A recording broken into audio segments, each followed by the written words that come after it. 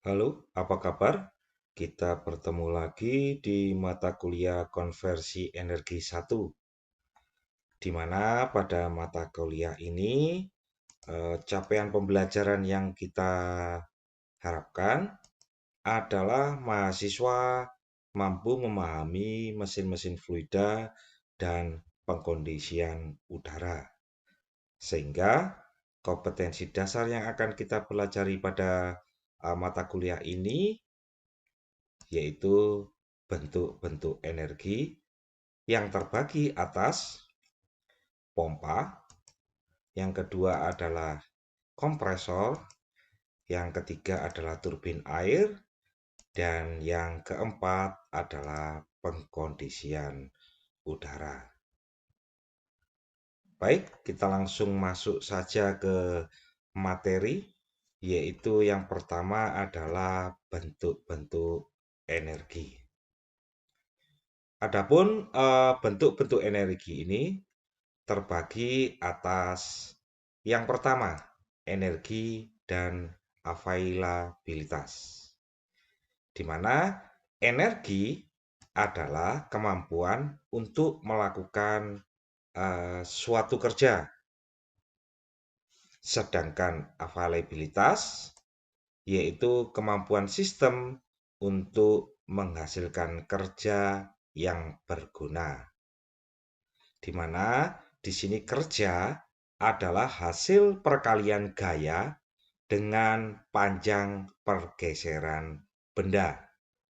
Jadi ketika suatu benda itu dalam keadaan diam, dia tidak bekerja, tetapi benda itu ketika bergeser pada suatu panjang atau suatu jarak, maka dia menghasilkan suatu kerja.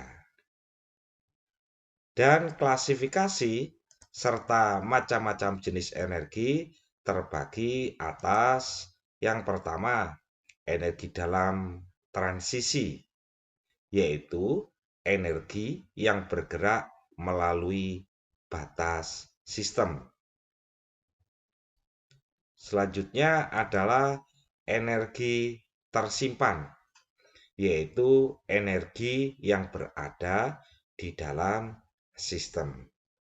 Sedangkan hubungan antara kerja dengan energi, di mana kerja ini adalah perubahan energi pada suatu benda. Atau dalam persamaannya, kerja ini adalah bisa ditulis sebagai energi kinetik akhir dikurangi energi kinetik awal.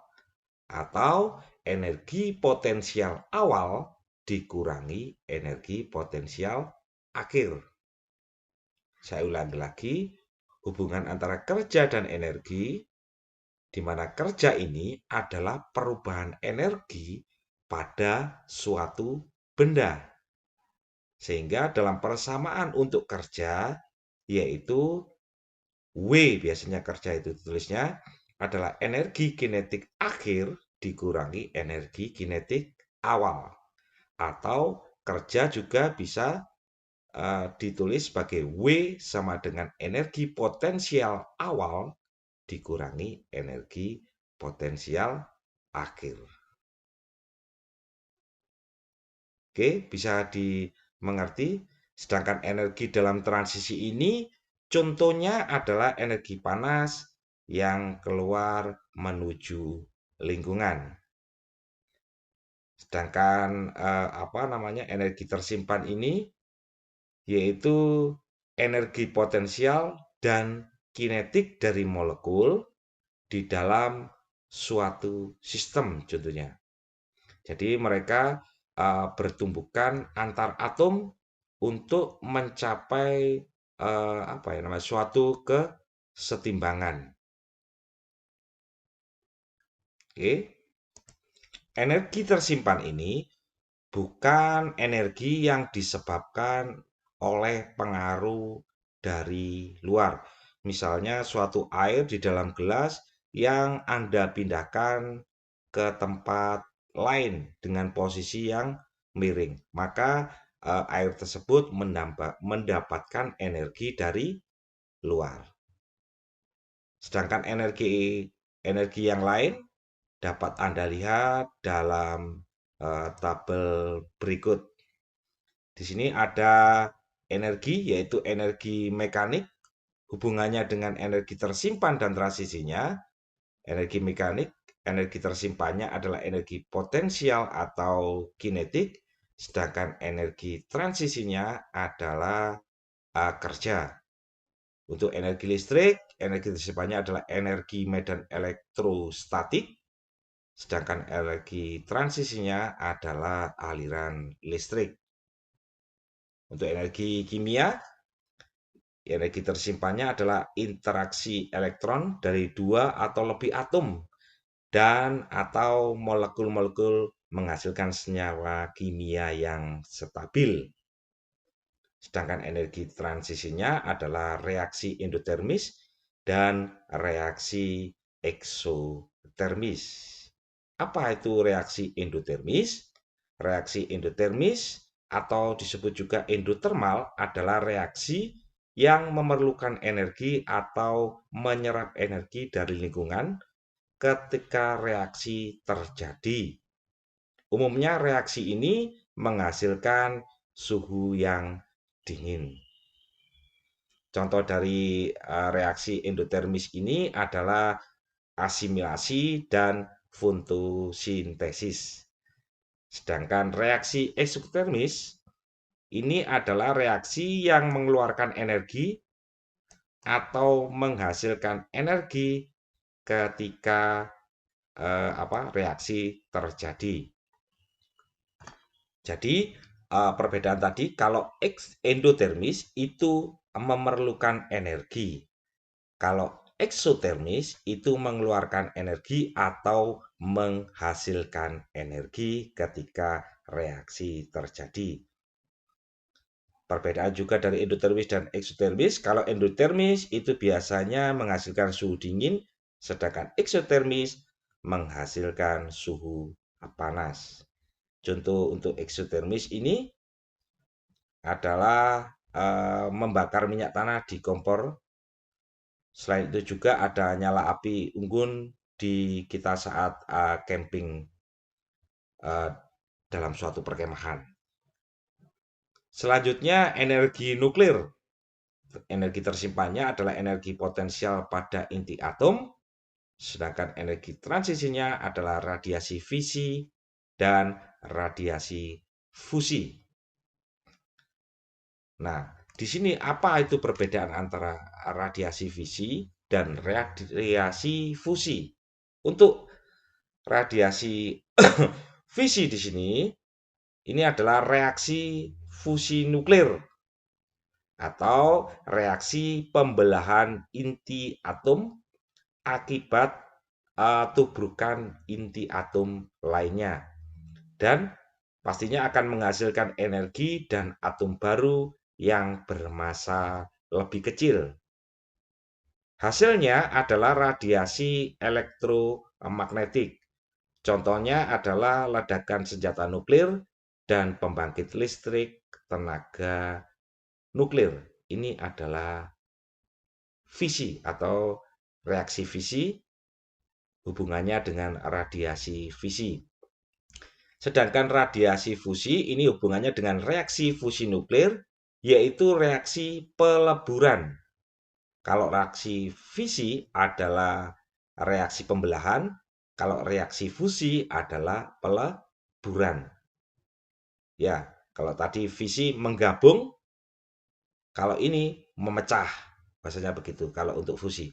Yaitu peleburan dua atau lebih inti atom menjadi atom baru dan menghasilkan energi.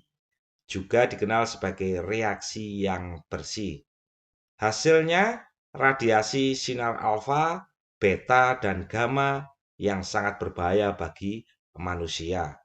Contohnya adalah reaksi yang terjadi di hampir semua inti bintang di alam semesta atau senjata bom hidrogen. Selanjutnya, ini adalah energi tersimpannya untuk energi termal. yaitu energi kalor laten dan energi sensible. Sedangkan energi transisinya adalah panas. Untuk apa itu energi kalor laten? Kalor laten ini adalah panas yang diperlukan untuk merubah fasa atau wujud suatu benda, tetapi temperaturnya yaitu stabil atau tetap. Sedangkan energi sensibel, contohnya adalah kalor sensibel, adalah panas yang menyebabkan terjadinya kenaikan atau penurunan temperatur, tetapi fasa atau wujudnya tidak berubah. Sehingga perbedaan tadi energi kalor laten yaitu energi yang dibutuhkan untuk merubah wujud untuk kalor laten atau fasa dari benda, tetapi temperaturnya tetap. Sedangkan energi sensibel adalah energi yang di apa ya Mas ya? Yang dipengaruhi oleh kenaikan atau penurunan temperatur, tetapi fasa atau wujudnya itu tidak berubah. Bisa dimengerti di sini ya. Oke, selanjutnya adalah sumber-sumber dari energi. Sumber energi ini yaitu terdiri dari sumber yang renewable atau non-depleted atau tidak dapat habis. Dan yang kedua adalah non-renewable atau depleted yang dapat habis. Apa itu sumber energi yang tidak dapat habis? Contohnya adalah biomasa, yaitu bahan biologis yang berasal dari organisme atau makhluk hidup. Contohnya apa saja? Contohnya adalah butanol, etanol, metanol, propanol, serta mungkin biodiesel dan biogas. Yang kedua adalah biogas. Biogas ini adalah bahan yang berasal dari kotoran manusia ataupun kotoran hewan. Biasanya dari pemecahan reaksi antara kotoran dengan air yang menghasilkan karbon dioksida dan metana. Kemudian ada di sini air. Air ini biasanya diaplikasikan untuk sebagai bahan bakar pengganti bahan bakar, yaitu sebagai PLTA, menghasilkan listrik. Terus kemudian energi dari gelombang laut ini biasanya digunakan untuk PLTGAL, yaitu pembangkit listrik tenaga gelombang air laut. Biasanya menggunakan turbin Wafe. Selanjutnya adalah energi dari pasang surut. Ini biasanya digunakan untuk pembangkit tenaga listrik juga. Selanjutnya adalah energi gradien suhu laut atau UTIC, yaitu energi ini yang diambil dari perbedaan salinitas antara air asin laut dan air tawar dari sungai. Selanjutnya pastinya ada angin, energi angin itu biasanya digunakan untuk pembangkit listrik juga. Terus kemudian panas bumi juga digunakan untuk pembangkit listrik panas bumi. Matahari juga digunakan untuk pembangkit listrik tenaga surya. Untuk yang energi yang tidak dapat diperbarui atau tidak dapat habis, ini untuk yang dapat habis, maaf, untuk depleted yaitu yang tidak dapat diperbarui atau dapat habis, ini adalah energi fosil dan energi nuklir. Contoh dari energi fosil yang pasti Anda sudah tahu, yaitu batu bara, minyak bumi, dan gas alam yang biasanya digunakan untuk pembangkit listrik, mungkin tenaga diesel, dan juga sebagai energi fosil ini biasanya digunakan untuk sumber pembakaran pada kendaraan, baik mobil, kendaraan yang lain atau motor yang biasa kita gunakan. Dan untuk energi nuklir yang pastinya di kebanyakan Eropa karena jarang sekali memiliki minyak bumi, mereka memanfaatkan uranium untuk pembangkit listrik tenaga nuklir. Selanjutnya untuk mesin-mesin konversi energi ini terbagi atas mesin konvensional yang pertama dan yang kedua nanti ada mesin konvensional ini contohnya adalah yang pertama motor pembakaran luar, terus kemudian motor pembakaran dalam, mesin-mesin fluida, mesin pendingin, dan pengkondisian udara. Biasanya mesin konvensional ini menggunakan sumber energi konvensional yang tak dapat diperbarui atau yang tidak dapat diperbarui. Kecuali untuk turbin hidropower, ini biasanya efeknya adalah gas aroma kaca, yaitu menghasilkan gas metana dan CO2 yang lebih tinggi dari bahan fosil. Dan yang kedua, selain mesin konvensional, pastinya mesin non-konvensional. Non-konvensional ini contohnya adalah PLTA, PLPB, panas bumi, kemudian OTEK, PLTGAL, terus PLATN. Sedangkan untuk hubungan dari mesin konversi energi ini dengan hukum dasar termodinamika itu apa saja?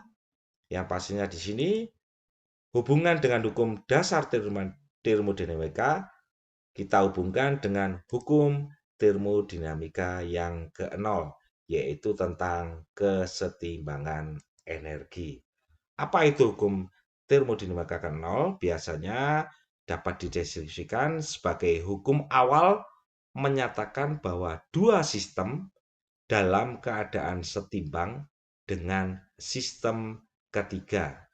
Saya ulang lagi, menyatakan bahwa dua sistem dalam keadaan setimbang dengan sistem ketiga.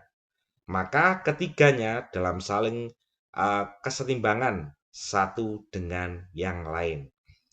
Misalnya ini adalah benda A dan benda B tidak berhimpit. Benda A dan benda B tidak berhimpit. Namun kedua benda tersebut A dan B ini berhimpit dengan benda C. Sehingga jika A ini panas, dia akan memindahkan panas ke B melalui C. Panas itu akan berpindah sampai ketiga-tiganya mencapai kesetimbangan panas. Itulah hukum termodinamika 0, yaitu hukum kesetimbangan energi. Selanjutnya adalah hukum termodinamika yang pertama, disebut juga sebagai hukum kekekalan energi. Hukum ini menyatakan perubahan energi dalam dari suatu sistem termodinamika tertutup sama dengan total dari jumlah energi kalor yang disuplai ke dalam sistem dan kerja yang dilakukan terhadap sistem. Hukum ini biasanya diuraikan menjadi beberapa proses, yaitu proses dengan isokorik, kemudian isotermis, isobarik, dan juga bisa dalam adiabatik. Nah, isokorik ini adalah pada volume konstan, isotermik adalah temperatur konstan, isobarik ini adalah pada tekanan konstan, sedangkan posisi adiabatik artinya tidak ada panas yang masuk dan panas yang keluar. Ini hukum termodinamika yang pertama ini biasa dikenal sebagai hukum kekekalan energi, atau nanti kalau mamanya bisa dideskripsikan yang lain, yaitu bahwa energi ini tidak dapat dimusnahkan atau diciptakan, tetapi dapat diubah ke bentuk yang lain. Jadi energi potensial bisa diubah menjadi energi kinetik, kinetik bisa diubah menjadi energi mekanik, mekanik bisa diubah menjadi energi listrik atau dibalik. Selanjutnya adalah ada hukum termodinamika kedua. Ini biasanya berhubungan dengan entropi.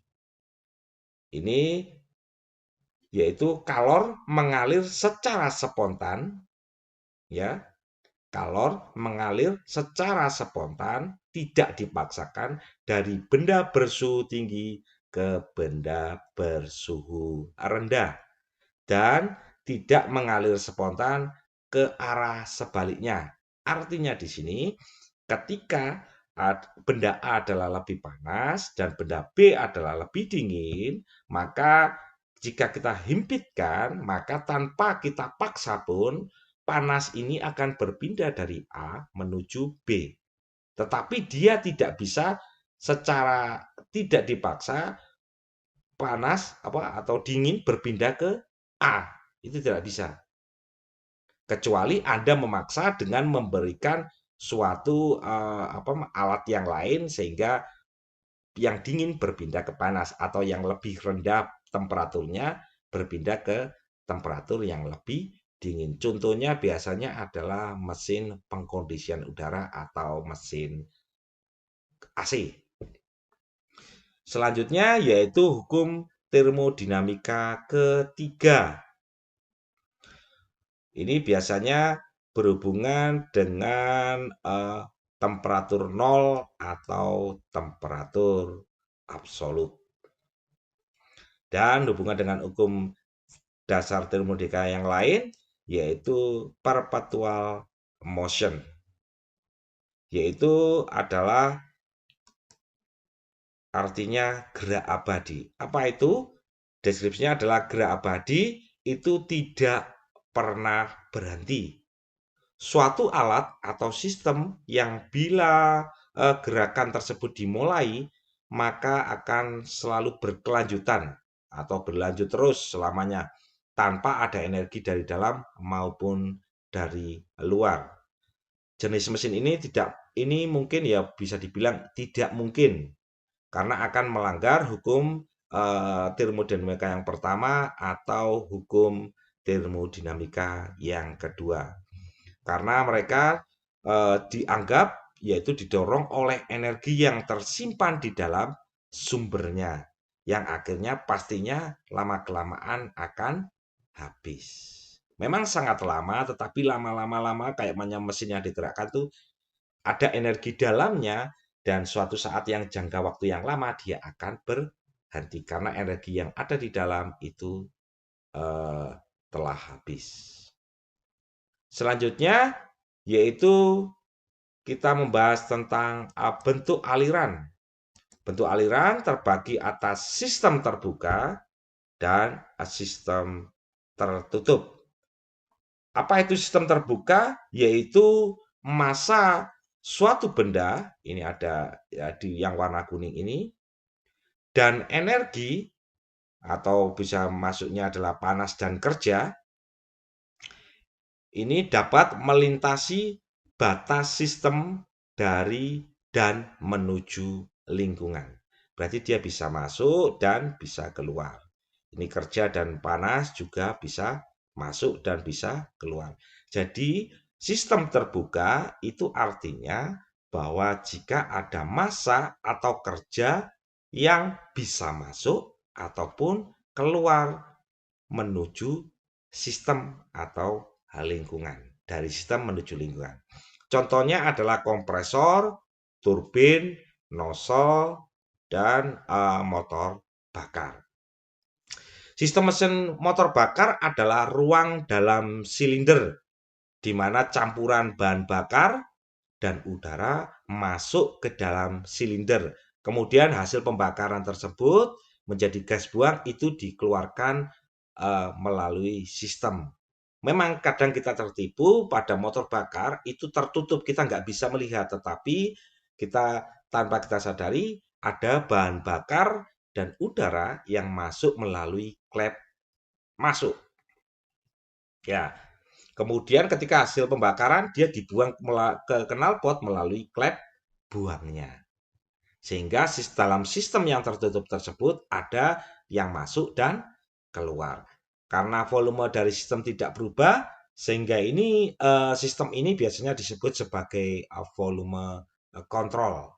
Karena sistemnya tadi tetap seperti itu. Selanjutnya adalah sistem tertutup. Pastinya akan kebalikan dari sistem terbuka. Sistem tertutup ini yaitu di mana massa yaitu warna kuning ini tidak dapat melintasi lapisan batas sistem. Namun energi baik dalam bentuk panas maupun usaha dapat melewati batas sistem tersebut. Oke, saya ulang, di mana massa, yaitu yang warna kuning ini, tidak dapat melintasi lapisan batas sistem. Jadi dia tidak terpecah. Massanya tidak bisa keluar. Tidak ada massa yang masuk. Terus kemudian tidak ada massa yang masuk dan massa yang keluar. Tetapi energi baik dalam bentuk panas maupun usaha ini dapat melewati batas sistem tersebut. Biasanya dalam sistem tertutup, massa tidak dapat berubah, namun volumenya dapat berubah selama proses berlangsung. Karena lapisan batas dapat dipindahkan, sehingga batasnya bisa bergerak pada salah satu bagian dari lapisan batas sistem tersebut.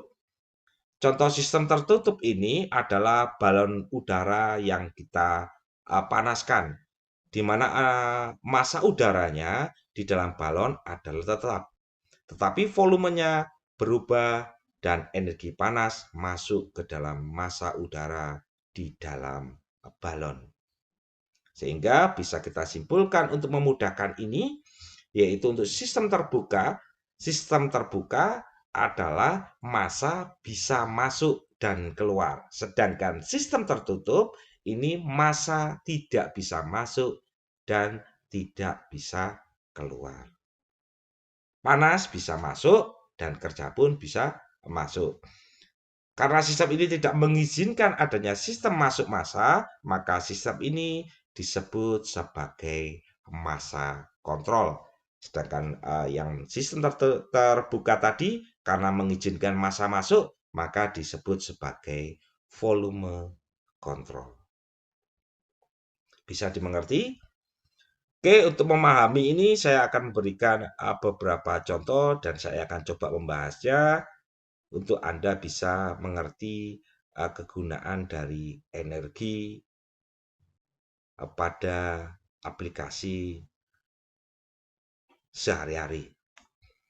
Contohnya di sini adalah mobil berkapasitas 1.200 kg berjalan dari jalan datar dengan kecepatan 90 km per jam.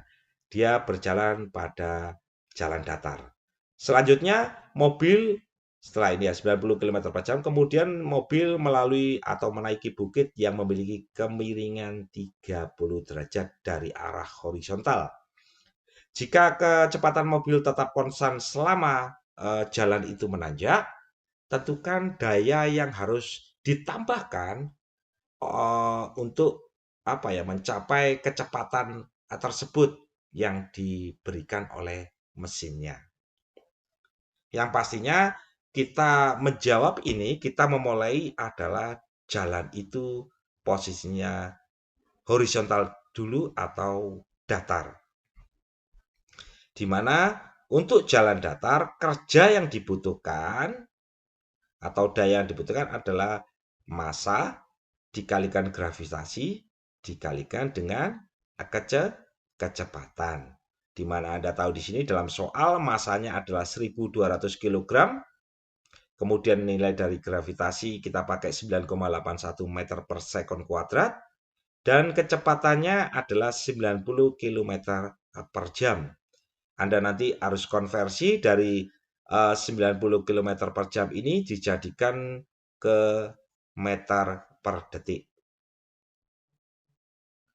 Oke.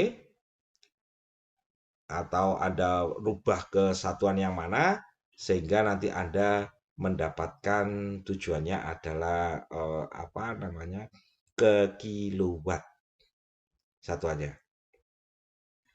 Oke, di sini berarti saya bahas saja di sini ketika pada jalan datar maka dia bergerak pada kecepatan 90 km per jam. Sehingga daya dibutuhkan di sini adalah 1.200 kg dikalikan 9,81 meter per second kuadrat dikalikan 90 km per jam. Ini kalau kita rubah menjadi satuan meter per second, ini berarti jamnya nanti kita rubah menjadi second, kemudian ini kilometer dirubah menjadi meter. Kita dapatkan nilainya adalah 294.300 Joule per second atau 294,3 kilowatt. Dan ketika pada jalan tanjakan, maka berapa daya yang dihasilkan? Ini pada jalan datar, kecepatan 90 dia menghasilkan daya dari daya dari mesin ini adalah 294. Pastinya ketika dia menanjak, daya yang dihasilkan akan lebih kecil. Jadi di sini karena menanjak, dia posisinya, maka kecepatannya diharapkan adalah dia tetap 90. Tetapi posisinya adalah miring, sudutnya 30 derajat, maka kita mengandaikan kecepatan jaraknya miring ini diarahkan ke bawah, sehingga dia harus dikalikan dengan sin 30. Ya, sin 30 yaitu hadapan dibagi dengan miring untuk menjadi arah yang sama ini. Sehingga di sini kita kalikan dengan sin 90, sin 30, maka hasil untuk kecepatan miring di sini ya itu adalah 147,15 kilowatt. Karena dipengaruhi ketika miring dia ditarik oleh gravitasi bumi adalah ke bawah. Sehingga dikalikan sin 30. Dari total ini Anda bisa menilai bahwa ketika datar dia menghasilkan daya sebesar ini untuk kecepatan 90 km per jam, sedangkan untuk miringan 30 derajat dia menghasilkan daya 147,15. Sehingga tambahan daya yang diperlukan, pastinya daya ini dikurangi ini, kita mendapatkan nilainya adalah 197,3 HP atau nanti 147,15 kilowatt. Sehingga boleh dibilang mesin mobil ini harus menghasilkan hampir 200 horsepower daya tambahan saat mendaki bukit jika mobil ingin dipertahankan pada kecepatannya. Jika ingin dipertahankan pada kecepatan 90 km per jam. Bisa dimengerti ya di sini ya. Selanjutnya untuk yang nomor 2, ini silakan Anda coba sendiri, yaitu tentukan daya rata-rata yang diperlukan untuk mempercepat mobil seberat 900 kg yang ditunjukkan pada gambar. Dari posisi diam hingga kecepatan 80 km per jam dalam waktu 20 detik di jalan raya. Pastinya di sini Anda bisa mencari kerjanya berapa. Ketika kerja, berarti energi apa yang digunakan untuk menggerakkan dari benda diam menuju benda itu bergerak. Pastinya adalah energi kinetik. Ya, energi kinetik ini pastinya adalah rumusnya adalah setengah mv kuadrat.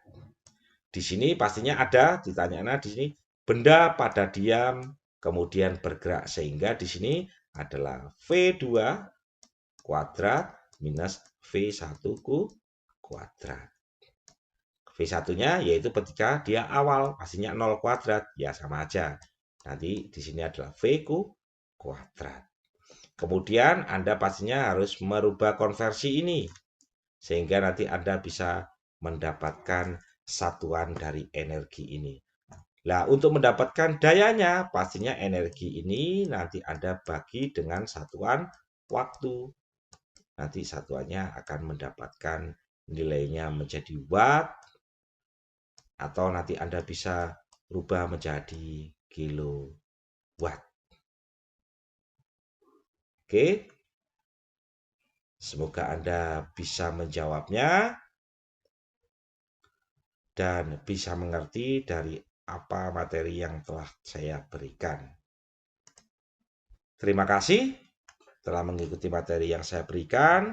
Tetap semangat dan sampai jumpa di pertemuan selanjutnya.